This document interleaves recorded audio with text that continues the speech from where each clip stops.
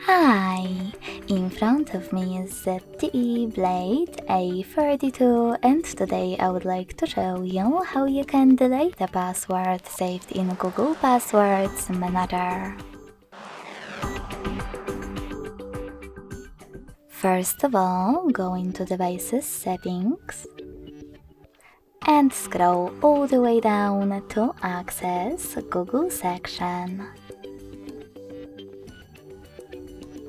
Now tap on Autofill, Autofill with Google, and Passwords.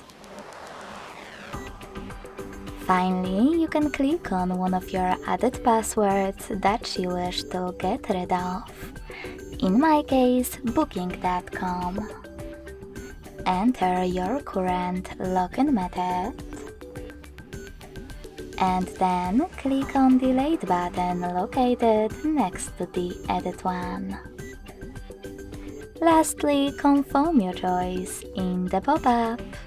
So when I do that, as you can see, my password was successfully deleted. Thanks so much for watching. If you enjoyed this video, smash that like button, comment and subscribe. Bye!